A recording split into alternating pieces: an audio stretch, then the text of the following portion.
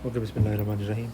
तो शुरू करते हैं कफ़ के साथ। अच्छा, कफ़ जो है ना एक बड़ी ही कॉमन ना ओपीडी सिम्टम है कि मरीज़ आता है आपके पास, डॉक्टर साहब मुझे खांसी है। ठीक है, कफ़ के साथ आप लोगों ने देखना है कि कफ़ जो है वो ड्राई कफ़ है या प्रोडक्टिव कफ़ है। ठीक है, ड्राई है या प्रोडक्टिव। आपने ये क्वेश्चन पूछना, आप खांसी खुश्क आती है या बलगम वाली आती है। और खुश्क खांसी आती है that is dry cough, productive है तो वो बलगम के साथ स्पुटम आता है उसके साथ। ठीक है, अगर प्रोडक्टिव है तो उसमें हमें फिर स्पुटम का कैरेक्टर पूछना है। बलगम किस रंग की आती है, सफ़ेद रंग की है, पीले रंग की है, या उसका कलर कोई और कलर है, रेडिश है। रेडिश कलर है तो हेमोप्टिसिस है वो। ठीक है, उसको बलगम में खून आ रहा है तो उसका अलग से डिफरेंशियल डायग्नोसिस एक हो जाएगा। ठीक है। अच्छा, बलगम आ रही है, उसका रंग क्या है, उसकी क्वांटिटी कितनी है, हर दफ़ा खांसी करने पे आती है, बहुत ज़्यादा मिकदार में, अगर हेमोप्टिसिस बहुत ज़्यादा हो गई है इसका मतलब उसको बहुत ज़्यादा ब्लीडिंग हो गई है, तो इस वक्त एक्यूटली मैनेज करने वाला उसकी शॉक में तो नहीं जा रहा पेशेंट। ठीक है। अच्छा, ये हो गया पहला क्वेश्चन, ये हो गया ड्राई कफ। और कफ के साथ ही आपके जहन में आ जाए जो कफ की मोस्ट कॉमन काजेज़ हैं ना, वो हैं जिनमें लंग्स के साथ ताल्लुक़ है भी और नहीं भी। गर्ड, खाना ऊपर आता महसूस होता है, खाना खाने के बाद खांसी होती है, खाना खाने के बाद पेट में दर्द होता है। ठीक है। एस्थमा, एस्थमा के साथ छाती में सीटियाँ बजती हैं, सुबह के टाइम तबीयत ज़्यादा ख़राब होती है, सुबह फजर के टाइम। ठीक है, तो इस तरह का कोई हिस्ट्री हो। खांसी के साथ आपको सीने पे बोझ महसूस होता है, सीना ऐसे जैसे जकड़ा हुआ है, सांस में सीटियों की आवाज़ें आती हैं। ठीक है। और post nasal drip, post nasal drip, नाक आपको नज़ला रहता है, छींकें आती रहती हैं, आपका अब महसूस होता था गले में कुछ चीज़ गिरती हुई महसूस हो रही है। ठीक है, थोड़ी सी भी कोई चीज़ मिले, कोई मिट्टी उड़ रही हो, मौसम चेंज हो, पोलन या कोई भी हो, घर में सफाई हुई है, थ्रेशर लगी है, ठीक है, घर में कोई कारपेट झाड़ रहे थे या कोई मिट्टी वाला काम हुआ है, तो आपको छींकें शुरू हो जाती हैं, आपका सांस ख़राब होना शुरू हो जाता है। ठीक है, तो गर्ड, एस्थमा और पोस्ट नेज़ल ड्रिप बड़ी कॉमन काजेज़ हैं। और प्रोडक्टिव कफ के साथ सबसे इंपॉर्टेंट डायग्नोसिस है नमोनिया। ठीक है, नमोनिया के साथ लंग एब्सेस। ठीक है, अगर उसका पेशेंट का बार बार हो रहा है कफ के साथ मसले के साथ ब्रोंकाइक्टेसिस, जब भी आप कोई सिम्टम सुनते हो ना तो उसके आपके जहन में फ़ौरन उसकी काजेज़ आ जाती हैं। तो काजेज़, आप काजेज़ के हिसाब से फिर आप अपना जहन बनाना शुरू करते हो कि यार इसको क्या कुछ हो सकता है। ठीक है, ब्रोंकाइक्टेसिस, पेशेंट को अगर उसमें ब्लड आ रहा है, लंग मेलिग्नेंसी, ट्यूबरक्लोसिस। ठीक है। अच्छा, वेस्कुलाइटिस, और वेस्कुलाइटिस बड़ा एक मुश्किल डायग्नोसिस है लेकिन हो सकता है। ब्लीडिंग अगर डिसऑर्डर भी हो सकता है। ब्रीडिंग डिसऑर्डर्स, पेशेंट को क्या कहते हैं, AV malformations, bleeding disorders, patient aspirin ले रहा है, वारफरिन ले रहा है, हेपरिन फीन लगी हुई है, पल्मोनरी वार्ड में रहते हुए पल्मोनरी एम्बोलिज्म, वार्ड में काम कर रहे मरीज़ कहता है मुझे बलगम में खून आना शुरू हो गया। उसको बड़ी रस्सी से बेड पे लेटा हुआ था, क्लॉट उठ के चला गया लंग्स के अंदर, एकदम सांस खराब हुआ है उसको। अब इसके साथ आपको अब हम लोग अगर एक एक कॉज को देखना शुरू करें, खांसी है, खांसी के साथ बुखार है, नमूनिया, खांसी है, खांसी के साथ बहुत ज़्यादा मिकदार में स्पुटम आ रहा है, बार बार चेस्ट इन्फेक्शंस हो रहे हैं, ब्रोंकाइक्टेसिस, लंग एब्सेस। ठीक है, अगर पेशेंट का वज़न में कमी है, सिगरेट स्मोकिंग की हिस्ट्री है, सी ए लंग। ठीक है, नाइट स्वेट्स हैं, भूख नहीं लगती, वज़न में कमी होती चली जा रही है, घर में किसी को टीबी है। अब आपको हिस्ट्री किस में लग रही है मेरा, अब सिंपल एक कफ का क्वेश्चन आया था, आप तो कफ के साथ आप लोगों ने कैसे आके उसको अप्रोच करना है। ठीक है, अगर साथ में क्या कहते हैं गुर्दों का भी मसला हो गया, पेशाब में खून आ रहा है जिसमें पे सूजन पड़ गई हैं, तो वेस्कुलाइटिस हो सकता है, पल्मोनरी सिंड्रोम्स, शर्कस्ट्रास सिंड्रोम, वीकनेस, ग्रामेटोसिस। ठीक है, पेशेंट बेड रिडन था, बेड रिडन के बाद उसको कफ हुई है, स्पुटम हुआ है, ब्लड आ रहा है, पल्मोनरी एम्बोलिज्म, व्हाई नॉट। ठीक है, अगर सारी चीज़ें रूल आउट कर ली हैं, अब आप उस पेशेंट का ना देखो को पेट का कोई मसला तो नहीं, गर्ड, खाना खाते हैं पेट में दर्द होता है, खाना ऊपर आता है महसूस होता है, गर्ड हो सकता है। ठीक है, छाती में सीटियों की आवाज़ आती है, अस्थमा हो सकता है। ठीक ठीक है। नाक पे आता है तो पोस्ट नेजल ड्रिपिंग हो सकती है। अच्छा, बड़ी इंपॉर्टेंट काज जो कि हम लोगों ने कल की थी हाइपरटेंशन के साथ। हाइपरटेंशन की कौन सी दवाई है इससे कफ होती है? AC inhibitors. शाबाश। ड्रग्स की हिस्ट्री, ड्रग हिस्ट्री बहुत इंपॉर्टेंट। देखो बड़ी दफ़ा ब्लड प्रेशर की दवाई ले रहा होता है, मुझे कहा मेरी खांसी नहीं सही ठीक होती डॉक्टर साहब, मैं सारी सिरप ट्राई कर चुका हूँ। मुझे तो पता चलता है उसकी जो दवाई है ब्लड प्रेशर की उसकी वजह से उसको कफ हो रही होती है। ठीक है। अच्छा, एक तो आप लोगों ने हिस्ट्री के बेस पे अपना एक बना लिया जहन कि कफ की क्या रीज़न हो सकती है, समझ लीजिए नहीं। अब इस पेशेंट को आप लोगों ने एग्जामिनेशन करना है। अब एग्जामिनेशन पे आए तो एक सिंपल कफ का पेशेंट है, मैं अगर उसके हैंड्स का एग्जामिनेशन करूं, अगर जनरल लुक का एग्जामिनेशन करूं, जनरल लुक पे हमने देखना है कि शॉर्ट ऑफ ब्रेथ है कि नहीं है, बैठा हुआ है, कितना सांस चढ़ा हुआ है, आगे झुक के बैठा हुआ है, लेटने से सांस ख़राब हो रहा है। और लेटने से सांस ख़राब होता है हार्ट फेलियर है, हार्ट फेलियर से भी कफ हो जाती है पेशेंट को। ठीक है। एक तो उसकी लोकेशन पोजीशन देखनी है कि बैठा कैसे हुआ है, जनरल लुक देखनी है, वेस्टेड है कि नहीं है, चल के आया है, व्हील चेयर पर आया है या स्टेबल है इस वक्त। ठीक है। तो आपने उसकी सिवेरिटी देख ली। ठीक है। उसका चेहरे की लुक से आपको अंदाज़ा हो जाएगा टेम्पोरल वेस्टिंग है तो मैलिग्नेंसी है, ट्यूबरकुलोसिस है। ठीक है। आंखों में आए, आंखें रेड हैं, अब ये सिर्फ आप ऑब्जर्व कर रहे हैं। सेकेंडरी पॉलीसाइथेमिया होता है COPD के साथ। ठीक है। पर्स स्लिप ब्रीदिंग है, COPD के पेशेंट्स के अंदर होती है। ठीक है। आप ऐसे अपने आप को ऐसे करके बैठा हुआ है, आपने COPD के पेशेंट्स देखे होंगे अपने आप को ना ऐसे टका के बैठते हैं। ठीक है। तो वो क्या करते हैं, उसको बेसिकली एक्स्ट्रा जो एसेसरी मसल्स होते हैं, एक्स्ट्रा थ्रेसिंग मसल्स, उसको यूज़ कर रहे होते हैं। ठीक है। अच्छा, फिर उसके बाद आए हाथों पे। अगर हाथों पे हमें क्लबिंग मिल जाती है तो tuberculosis, interstitial lung disease, lung abscess, bronchitis, ये डायग्नोसिस होंगे। COPD में, एस्थमा में, सिंपल एस्थमा में क्लबिंग नहीं होती। सिंपल COPD में क्लबिंग नहीं होती। अगर COPD के पेशेंट्स में क्लबिंग डेवलप हो जाए, इसका मतलब है कि उसकी जो COPD है वो मैलिग्नेंसी में कन्वर्ट हो गई है। ठीक है। तो रेस्पिरेटरी काजेज जिनकी वजह से पेशेंट को क्लबिंग हो सकती है कौन कौन सी हैं? Number 1 is interstitial lung disease, इसमें भी कफ होती है, ड्राई कफ होती है। ब्रोंकाइटिस, शाबाश। Lung abscess, malignancy. ठीक है। ये इंपॉर्टेंट काजेज हैं। अच्छा, ऊपर आओ, हाथों को अगर टच करो, हैंड वार्म है, तो जब पेशेंट को लंग्स डैमेज होते हैं, लंग्स का मेन काम क्या होता है?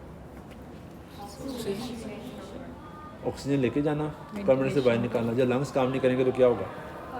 कार्बन से रिटेंशन शुरू हो जाएगी। कार्बन डाइऑक्साइड वेज़ोडाइलेटर होती है, आपके हाथों पे सुरख हो जाते हैं, हैंड वार्म्स होते हैं। ठीक है। Warm hand. आप पल्स को हाथ लगाओ, पल्स पे क्या मिलेगा आपको? Bounding pulse. ठीक है। बाउंडिंग पल्स फीचर होता है किस चीज़ का? CO2 रिटेंशन का। ठीक है। फिर अपने हाथ को कहना है कि ऐसे करो। अगर हाथों पर फाइन ट्रेमर्स हैं, फाइन ट्रेमर शो करते हैं पेशेंट को किस चीज़ की, कि उसको नेबुलाइजेशन हो रही है मेटोलिन से। मेटोलिन का साइड इफेक्ट है ना साल्ब्यूटामोल का। ठीक है। ट्रेमर्स। नेक्स्ट, अगर हम लोग उस पेशेंट का वो करें, क्या कहते हैं उसको, पल्स हो गया, हैंड्स हो गया, अगर हाथ ऐसे करवाया तो बैठ जाएगा, हाथों पे फ्लैप आ रहा है, तो फ्लैप का मतलब हुआ रेस्पिरेटरी फेलियर में जा रहा है पेशेंट। फ्लैपिंग ट्रेमर्स जो हैं वो सिर्फ CLD में नहीं होते, वो किसी भी मेटाबॉलिक एनकेफेलोपैथी में हो जाते हैं। ठीक है। इस वजह CKD का पेशेंट यूरिमिक एनकैफ में हो, COPD का पेशेंट रेस्पिरेटरी फेलियर के अंदर हो, और लिवर फेलियर का पेशेंट हेपेटिक एनकेफेलोपैथी में, उन तीनों में पेशेंट को फ्लैप आ जाता है। ठीक है। बाजुओं पे आए, बाजुओं पे आपको क्या मिलेगा? स्टीरॉइड्स यूज़ करते हैं पेशेंट्स, स्टीरॉइड्स के आपको निशान मिल सकते हैं। ठीक है। स्टीरॉइड्स यूज़ के फीचर्स मिल सकते हैं, लाइक स्किन की थिनिंग हो सकती है, ब्रूजिंग हो सकती है। ठीक है। प्रोक्सिमोपैथी हो सकती है, चेहरा राउंड हो सकता है। ठीक है। अच्छा, आँखों में रेडनेस है वो किसी चीज़ को शो करेगी, सीओपीडी के पेशेंट में सीओपीडी अस्थमा। Polycythemia. जब क्रोनिक हाइपोक्सिया होगा तो क्या चीज़ रिलीज़ होगी, एरिथ्रोपोइटिन। ठीक है, एरिथ्रोपोइटिन कंजंक्टिवल रेडनेस आपको मिलती है। सेकेंडरी पॉलीसाइथीमिया हो जाता है पेशेंट को, सेकेंडरी पॉलीसाइथीमिया हो जाता है। ठीक है, अच्छा नीचे आए आप चेस्ट के ऊपर। अब चेस्ट की जो इंस्पेक्शन है, अगर सिंपल चेस्ट की जो शेप है वो बैरल शेप हुई है तो सीओपीडी है। एक साइड मूव नहीं कर रही तो उसमें साइड पे पैथोलॉजी है। अंडरलाइन पैथोलॉजी कुछ भी हो सकती है, फ्यूजन हो सकती है, पेशेंट को कंसोलिडेशन हो सकती है, कोलैप्स हो सकता है। कोलैप्स कंसोलिडेशन की अंडरलाइन काज ट्यूबरकुलोसिस, मैलिग्नेंसी, निमोनिया। समझ लगी नहीं? अब आपको स्टेप वाइज चलने की समझ लग गई ना, स्टेप वाइज मैं कैसे जा रहा हूँ। पहले मैंने हिस्ट्री दी, फिर मैंने एग्जामिनेशन किया। एग्जामिनेशन में आप लोगों ने हाथों से शुरू हुए, ऊपर से आ रहे हैं, लंग्स की तरफ आ रहे हैं। ठीक है, लंग्स को ऑस्कल्टेट किया, उसको परकशन की और ऑस्कल्टेशन की। हर चीज़ की अपनी एक फाइंडिंग्स हैं। अगर लंग कोलैप्स होगा, कंसोलिडेशन होगी, फाइब्रोसिस होगी, इनके अपने अपने फीचर्स हैं। ठीक है, ऑस्कल्टेशन पे आप लोगों को वीज मिल रही है तो एस्थमा है, ब्रेथ साउंड एब्सेंट है तो निमोथोरेक्स है। अगर ब्रेथ साउंड जो है वो क्रेपिटेशंस हैं साथ तो इन्फेक्शन है, ब्रोंकाइटिस है, फाइब्रोसिस है। ठीक है, समझ लग गई नहीं? लंग्स के बाद हार्ट को भी साथ ही उसको डेट कर लें। तो अगर हार्ट टाइकार्डिया है, S3 सुनाई दे रही है तो उसके कफ की शॉर्टनेस ऑफ ब्रेथ की रीजन इज हार्ट।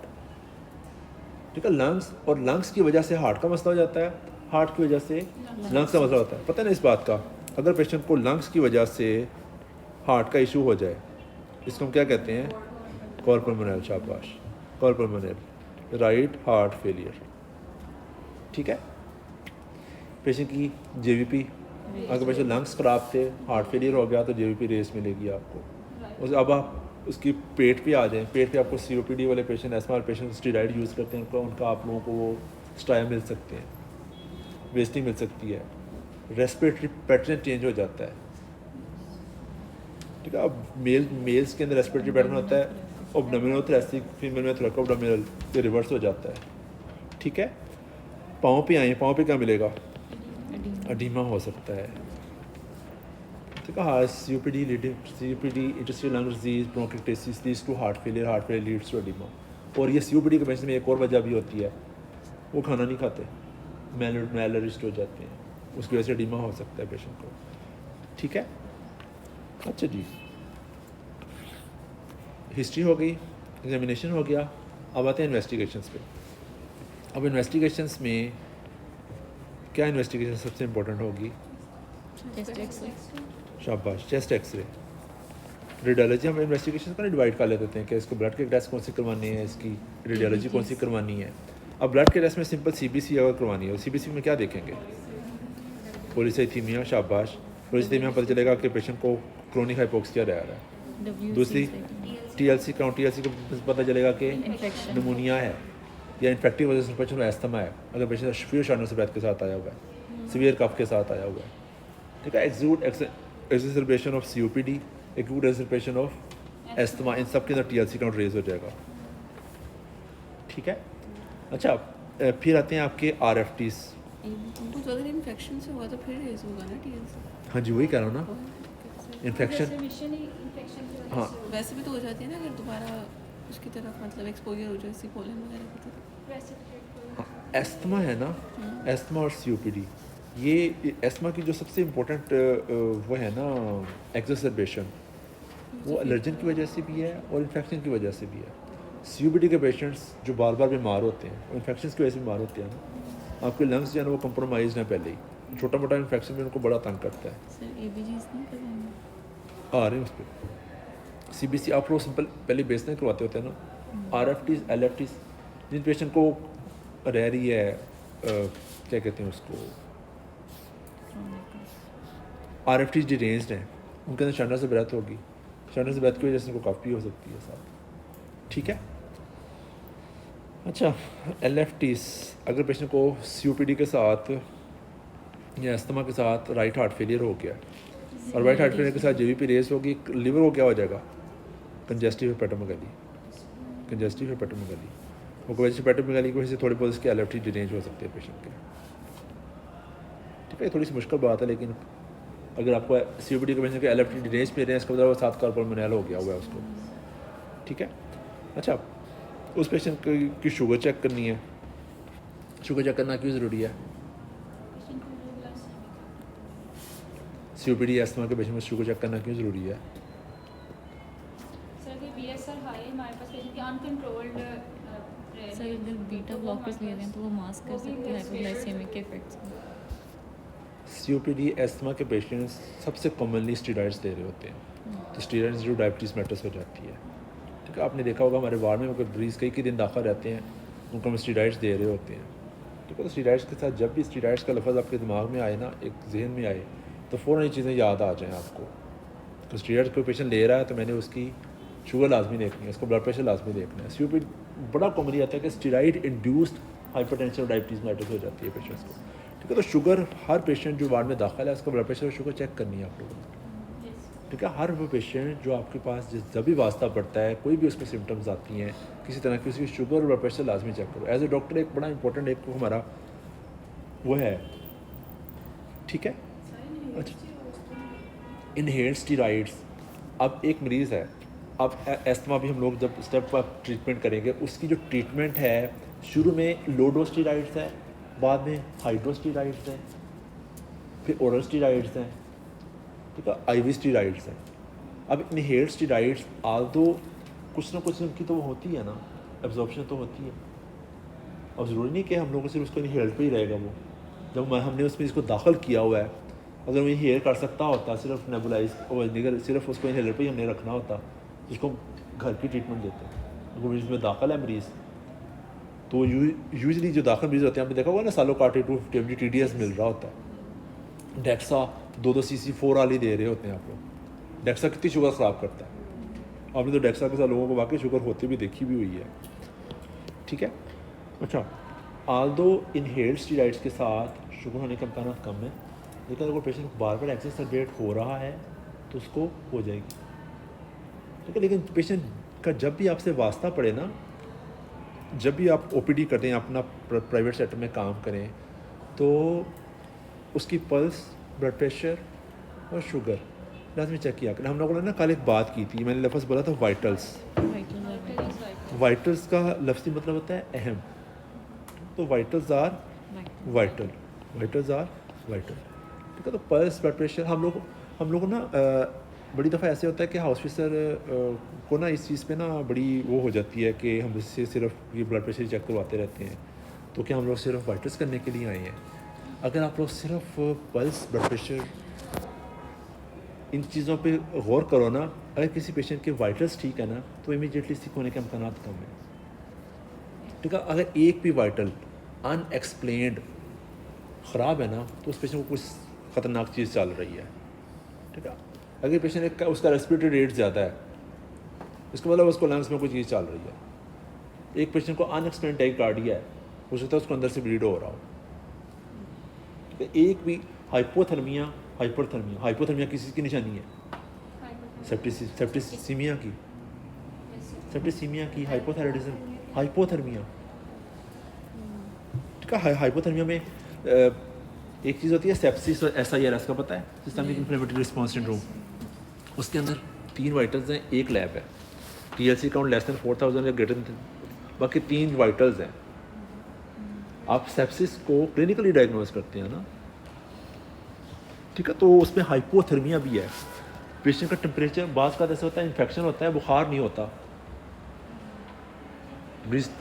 जो स्पेशली जो ओल्ड लोग होते हैं, ओल्ड पीपल के अंदर क्या होता है, उनका सारा रिस्पॉन्स ख़राब हुआ होता है, ये जो थर्मोरेगुलेशन सिस्टम होता है ब्रेन का, वो ख़राब हुआ होता है। ठीक है, अच्छा अब हम इन्वेस्टिगेशंस हो गई, CBC होगी, RFTs, LFTs, sugar, chest x-ray पे आप लोगों को पता चल जाएगा निमोनिया है, COPD है, लंग मैलिग्नेंसी का कोई फीचर आपको नज़र आ सकता है। ठीक है, उसके बाद स्पेसिफिक कोई इन्वेस्टिगेशन HRCT और ब्रोंकोएल्वियोलर लवाज, अब ये स्पेसिफिक इन्वेस्टिगेशन हो जाती हैं। ठीक है। स्पूटम यहाँ पे ये स्पुटम एग्जामिनेशन सर जो हम इसमें करते हैं स्पायरोमेट्री वो नहीं वहाँ पे नहीं है। स्पायरोमेट्री होती है कहाँ पल्मोनोलॉजी में। स्पायरोमेट्री के बेस पे हम लोग डिवाइड करते होते हैं, रिस्ट्रिक्टिव डिजीज़ है, ऑब्स्ट्रक्टिव डिजीज़ है। यस ठीक है, ये ऑब्स्ट्रक्टिव डिजीज़ है। मतलब पल्मों के वार्ड में स्पेसिफिक हाँ, और स्पायरोमेट्री का आपको टाइम लेना पड़ता है। यस ठीक है, वो हो जाती है 2-4 दिनों में हो जाती है, इतनी महंगी भी नहीं है। स्पायरोमेट्री करवाई जा सकती है, ब्रोंकोलेवल रिवाज किया जा सकता है, प्लूरल फ्रीन और प्लूरल को टैप कर सकते हैं आप, प्लूरल टैप।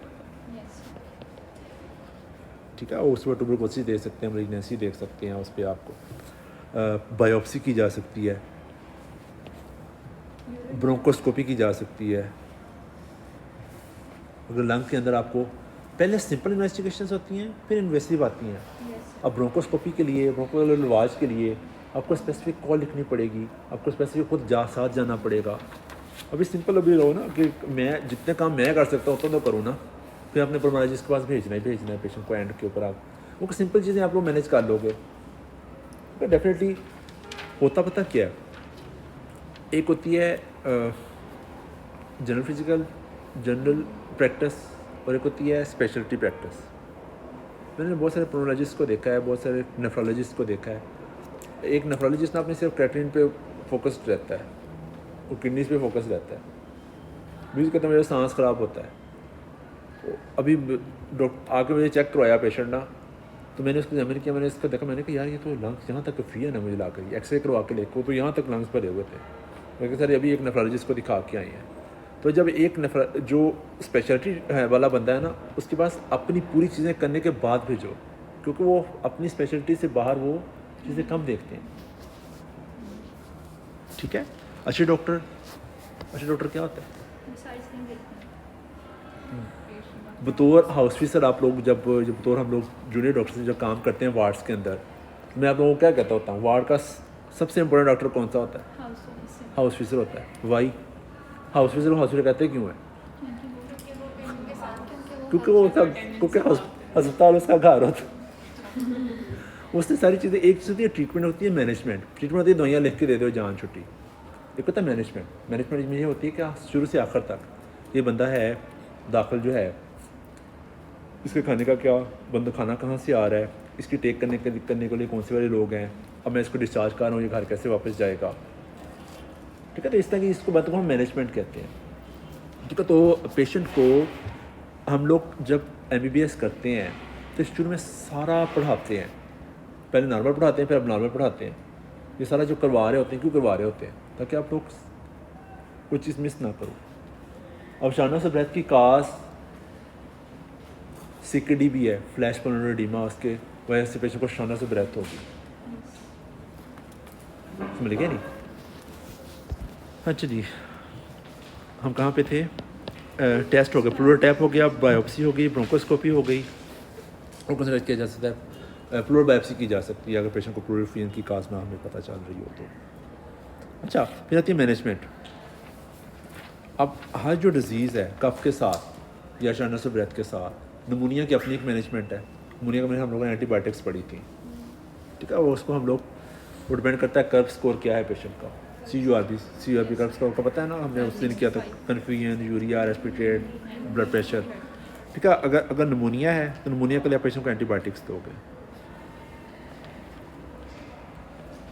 ठीक है, फिर अगर पेशेंट को एस्थमा है तो एस्थमा के लिए हम पेशेंट की मैनेजमेंट करते हैं कि आप हमारे पास OPD में आया है, एमरजेंसी में आया है, तो स्टेप अप ट्रीटमेंट। ठीक है, एस्थमा की अंडरलाइन पैथोफिजियोलॉजी क्या होती है? Bronchoconstriction number 1। आपके जो वो हैं एयरवेज वो नैरो हो गए, उनके अंदर स्मूथ मसल्स होते हैं, उनकी इरिटेशन हुई, इरिटेशन की वजह से वो कंस्ट्रिक्ट हो गए, पहली चीज़।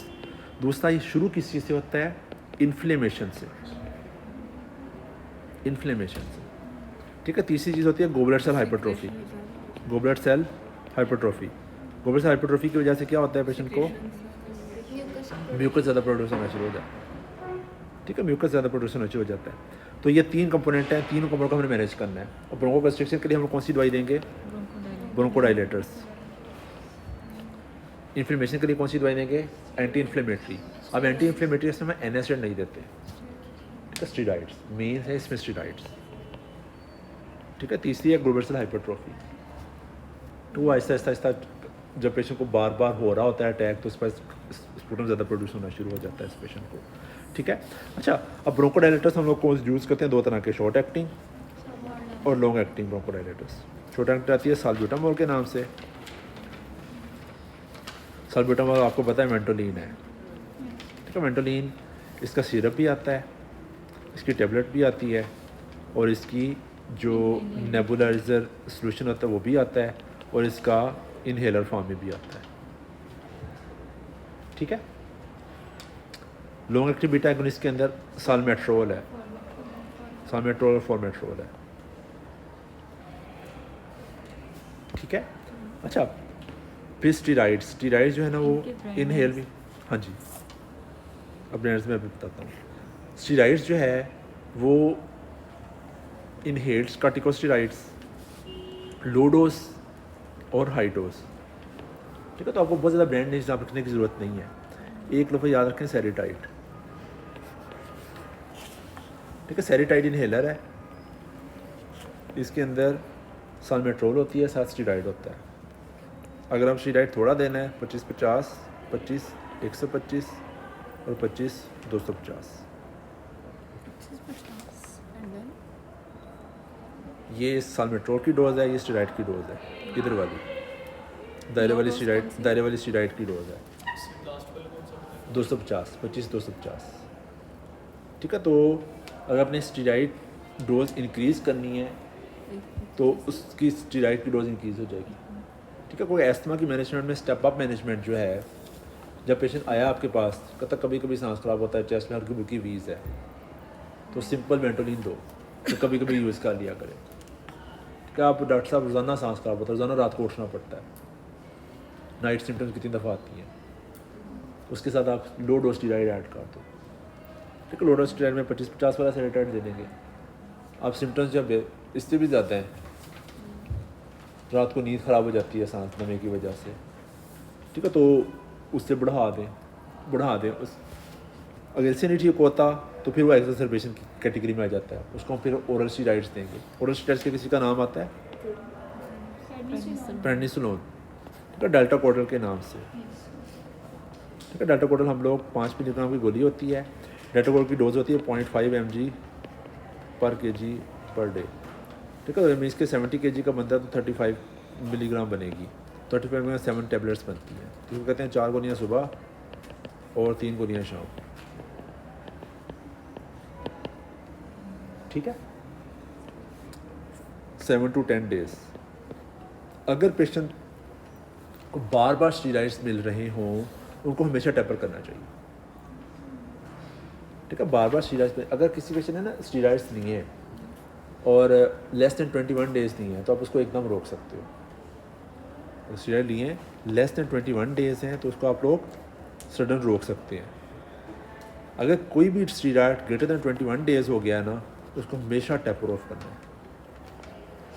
टेपर ऑफ करने से क्या मुराद है, आपने उसको लिख के देना है कि आपने अपने अगले 10 दिन के लिए एक गोली कम कर देनी है, उससे अगले दिन 10 दिन एक गोली और कम कर देनी, ठीक है। या पेशेंट को बार बार COPD का या एस्थमा का अटैक हुआ, पेशेंट को SLE है, वैगनर, कोई भी ऑटोइम्यून डिजीज़ है जिसमें वो बार बार स्टीराइड्स देने पड़ते हैं उनको, मल्टीपल स्क्लेरोसिस है, ठीक है। तो स्टीराइड्स को जब देना है तो हमेशा क्या करना है, टेपर ऑफ करवाना है, क्योंकि 6 दिन आप लोगों ने 5 दिन आपने ये 6 गोलियाँ खानी है, अगले 5 दिन 5 खानी है, अगले 4 दिन आपने देखा होगा लिखा होता है प्रिस्क्रिप्शन के ऊपर ना, तो टेपर ऑफ करना है, ठीक है। अगर पेशेंट को कभी भी स्टीराइड्स ग्रेटर दैन 21 डेज चले गए तो उसको हमेशा आपने टेपर ऑफ करना है। तो क्यों करना होता है टेपर ऑफ जी, आपका जो हाइपोथैलेमस पिट्यूटरी एक्सिस होता है ना वो स्प्रेस हो जाता है। जब हम स्टीराइड्स बाहर से देते हैं ना तो बॉडी को लगता है मुझे स्टीराइड्स मिल रहे हैं, मुझे स्टीराइड्स जो है ना वो बनाने की ज़रूरत नहीं है, तो हाइपोथैलेमस पिट्यूटरी एक्सिस आपका जो है वो स्प्रेस हो जाता है, ठीक है। अच्छा जी, एस्मा की दवाइयों की समझ लग गई। फिर आती है मोटिलो कास्ट, इसमें मोटिलो कास्ट ऐड कर सकते हैं पेशेंट को। मोटिलो कास्ट किस नाम से आती है? मोंटिका 10 mg, मोंटिका, माइटिका, मोंटिगैट, सिंगुलेयर, फ्री हेल, इसके डिफरेंट ब्रांड्स हैं। ठीक है, मोंटिका सबसे मशहूर है। ठीक है, अच्छा, और COPD में और एस्थमा में क्या डिफरेंस है? शाबाश। COPD के साथ आपको स्मोकिंग की हिस्ट्री मिल सकती है, क्रोनिक ब्रोंकाइटिस, एम्फाइसीमा होता है। ठीक है, लेकिन COPD के अंदर जो लंग्स का डैमेज है वो मुस्तकिल है, उसके अंदर रिवर्सिबिलिटी नहीं होती, नो रिवर्सिबिलिटी। ठीक है, जबकि एस्थमा के अंदर डिजीज़ इज़ रिवर्सिबल। रिवर्सिबल से क्या मुराद है? वो ब्रोंको कंस्ट्रिक्शन हुई थी आपके स्मूथ पसी की वजह से, वो आपके एयरवेज टाइट थे, अब हमने ब्रोंकोडायलेटर दिया तो वो खुल गए। ठीक है, जबकि COPD में स्मोकिंग की वजह से लंग्स का जो पैरेन्काइमा वो डैमेज हो गया, डैमेज होने की वजह से उसके एल्वोलाई जो हैं वो हो चुके हैं, मुस्तकिल डैमेज हो चुके हैं, वो वापस नहीं आएंगे। उसके सांस होने की ख़राब वजह डिफरेंट है, इसकी सांस होने की वजह डिफरेंट है। ठीक है, अच्छा, जो होते हैं ना COPD वाले पेशेंट्स, उनके अंदर हम लोग long acting मस्कुलिनिक antagonist, long acting beta agonist और इनहेल्ड कॉर्टिकोस्टेरॉइड्स देते हैं।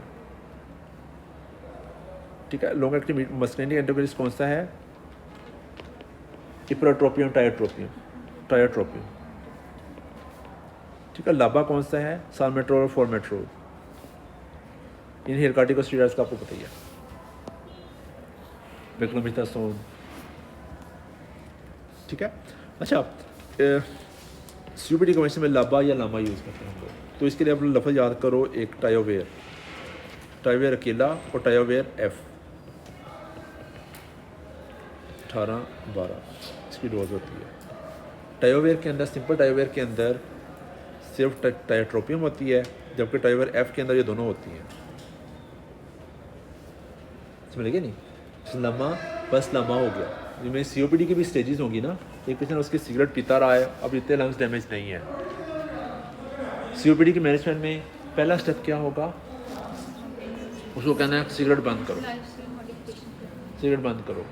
ठीक है, दूसरा स्टेप होगा हम लोग उसको लाबा शुरू करवाएंगे या लामा शुरू करवाएंगे। पेशेंट उससे ठीक नहीं होता तो नेक्स्ट स्टेप क्या होगा? लाबा प्लस लामा हो जाएगा। ठीक है, ये जो टायोवेयर F कैप्सूल है इसको हम कहते हैं रोटा कैप। रोटा कैप क्या होता है कि कैप्सूल होता है, बाज़ का लोगों को लगता है कैप्सूल है तो इसको हमने खाना है, इसको खाना नहीं होता। इसके साथ एक मशीन मिलती है, इसको रोटा हेलर कहते हैं। कितना ऊँची बोल देने यार, सॉरी।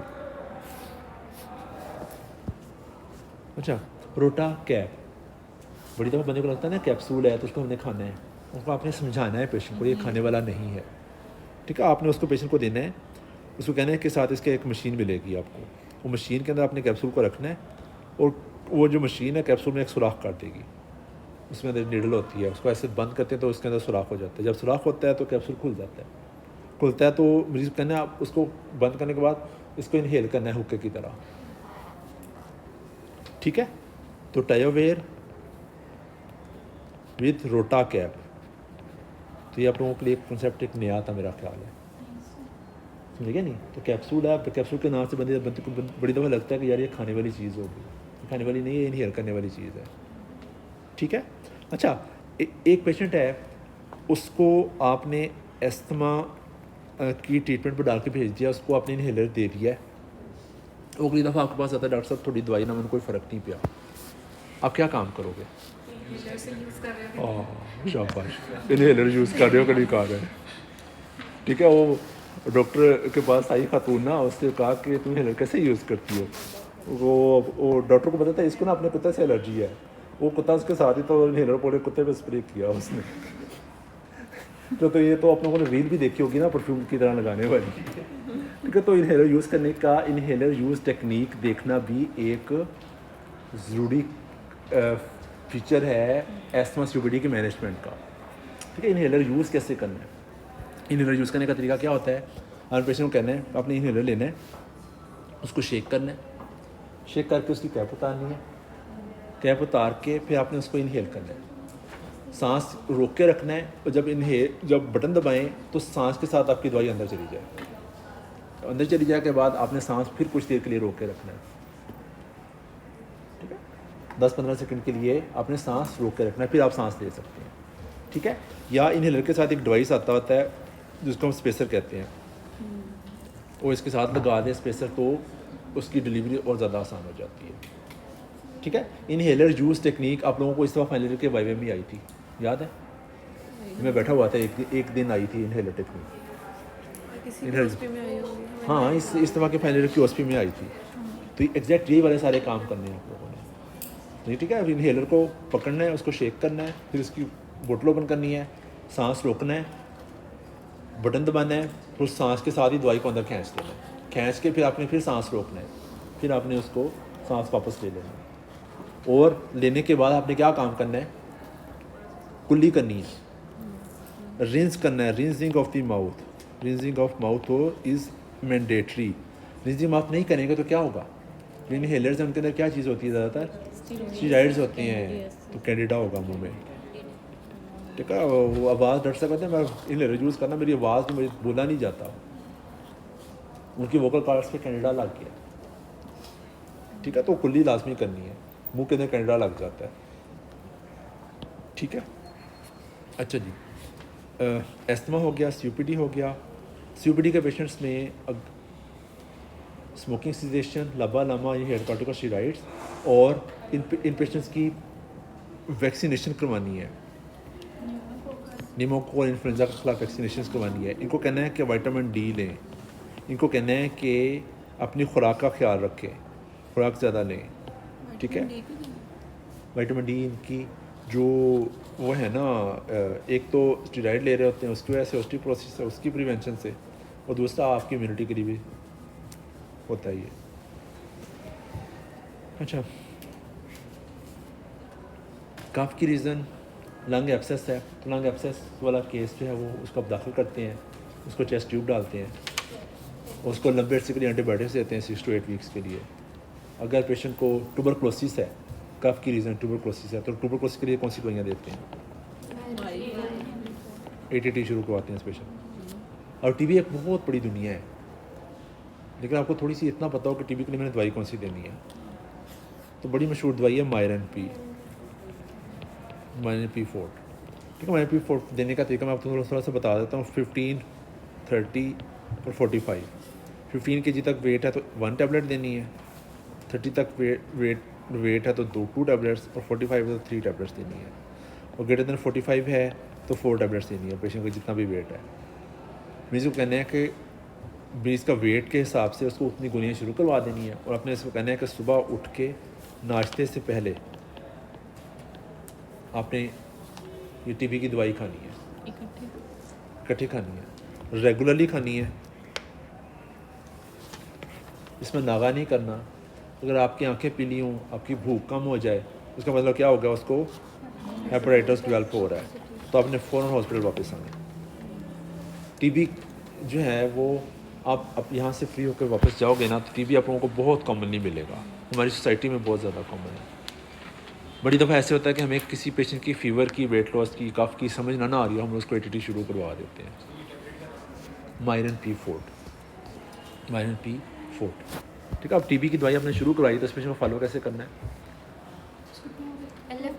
उसके CBC LFTs करवानी है, शाबाश को भी उसके LFT ड्रेनेज करती है, CBC LFTs करवानी है, यूरिक एसिड करवाना है, उसकी आंखों का मुआयना करवाना है। जो हमें LFTs रिपीट करवानी होती हैं, तो वो अगर हमारे पास सिम्टम आ जाती है, लाइक LFTs दी रेंज आते हैं, तो फिर हम एवरी 3 days हम उसका वो LFTs रिपीट करवा देंगे। फिर हमने उसकी TB की दवाई रोक देनी है, उसको फिर हम लोगों ने जब LFTs के नॉर्मल होने का वेट करना, जब नॉर्मल हो जाएंगे तो एक ऑप्शन है कि उसको सारी ATT दोबारा शुरू करवा दी जाए। लीस्ट हेपेटोटॉक्सिस से हम शुरू करें। हाँ, या उसको पूरी ATT दोबारा शुरू करवा दी जाए, तो हो सकता है उसको किसी और वजह से हेपेटाइटिस हुआ हो। अगर दोबारा उसके LFT रेंज होते हैं, इसका मतलब उसको ATT की वजह से हेपेटाइटिस हो रहा है, तो फिर हम लोगों ने लीस्ट हेपेटोटॉक्सिक से शुरू करके उसको आहिस्ता आहिस्ता बढ़ाना होता है। ये अलग से पूरा एक दुनिया है, ठीक है। लेकिन अभी आप लोग सिर्फ TB की दवाई, आप BHO RSC में काम कर रहे हो, TB की दवाई आपने शुरू करवानी है, तो आपने ऐसे शुरू करवा सकते हो, ठीक है। साथ पेशेंट को वाइटा 6 शुरू करवा देंगे आप, ठीक है। अच्छा जी, गर्ड है, गर्ड भी ऐसे कफ है तो क्या देंगे? वो तो हाउस विजर की फेवरेट दवाई, या हमारी सबकी फेवरेट दवाई PPIs, राइजोकोमेगा, नेक्सम, सोलस, जो आपको पसंद है, ठीक है। उसके साथ उसको गैस्ट्रोकाइनेटिक दो, मोटिलियम वगैरह दो, ठीक है। पोस्ट नेजल ड्रिपिंग है, उसके लिए क्या दिया जा सकता है? एंटी एलर्जिक सिंपल, फैक्सेट, कैस्टीन, फैक्सेट डी, ठीक है। म्यूकोलेटेड स्टेट साशियस है ना, इनका बहुत ज़्यादा किस जगह पर ख़ास रोल है नहीं। एनास्टेसिस्टीन होती है ना इनके अंदर, तो ये जो था ना कोविड जब हुआ है, कोविड के बाद जो पल्मोनरी फाइब्रोसिस आई है पोस्ट कोविड, उसमें इसका कुछ रोल है। और हम लोग म्यूकोलेटर को ज़रूरी देते हैं जिन लोगों ने पैराडोल की ओवरडोज की होती है, सुसाइडल अटैम्प्ट पैराडोल के साथ की होती है, ठीक है। आज के लिए इतना काफ़ी है।